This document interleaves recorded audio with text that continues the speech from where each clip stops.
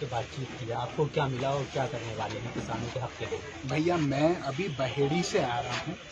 हम लोग 5 कांटे में गए, जिसमें से 3 कांटे थे ही नहीं, वो केवल पेपर पे थे और वो थे ही नहीं। अब जब आप कांटों पे जाओगे या आप खरीद केंद्र पे जाओगे और वहाँ केवल आपको मिलेगा अखबारी और कुछ होगा नहीं, तो हम लोग समझ सकते हैं कि इस समय कृषि प्रणाली पूरे तरह टूटी हुई है। अब सवाल ये है कि इस देश का अन्नदाता, इस देश का असली मालिक जो किसान है, वो इस समय वैसे ही जर्जर स्थिति में है। आप जानते हैं कि उत्तर प्रदेश में, खासकर हमारे तराई में, कितनी बड़ी प्राकृतिक आपदा से किसान जूझ रहा है, महंगाई से जूझ रहा है, वैसे ही फर्टिलाइजर की कमी है, बीसियों दिक्कतें हैं। अब उसके बावजूद जब भ्रष्टाचार का सामना करना पड़ेगा, हम लोग न्यायिक व्यवस्था को क्या कहते हैं? हम न्याय व्यवस्था को 2 चीज कहते हैं, एक जवाबदेही और दूसरी पारदर्शिता। या ना पारदर्शिता है ना जवाबदेही है। अब यहाँ पे किसान को क्या किया जा रहा है?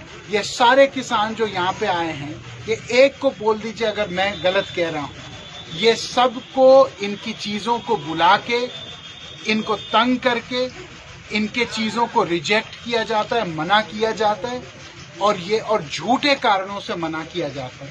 इनको बोला जाता है कि इसमें काला है, इसमें पीला है, इसमें गीला है, इसमें टूटा है, और उसके बाद ये बेचारे बाहर जाते हैं क्योंकि इनको नई बुआई करनी पड़ती है, उनकी नई फसल डालनी पड़ती है, तो वो खुद बहुत जल्दीबाजी में होते हैं। क्या मैं सही कह रहा हूँ, मैं गलत कह रहा हूँ? उसके बाद ये फ्रस्ट्रेट होकर क्या करते हैं, ये जाके जो बिचौलिया यहाँ पे चोर होते हैं, वो कहते हैं भैया 1940 रुपए सरकारी रेट है, हमको 1200 रुपए 1100 रुपए में देना है तो दे दीजिए। वही लोग 2 दिन बाद आके यहाँ पे अपना खरीद करवाते हैं।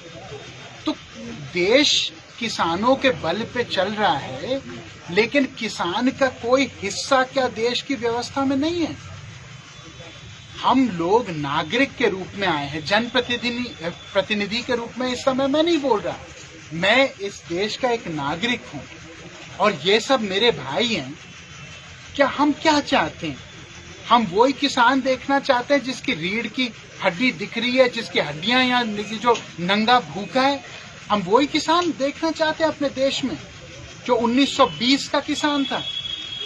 देश आगे बढ़ रहा है, देश में किसानों को साथ साथ हमको अपने कंधों पे लेके चलना चाहिए। हम अपने पैरों के नीचे पे किसान को नहीं रख सकते।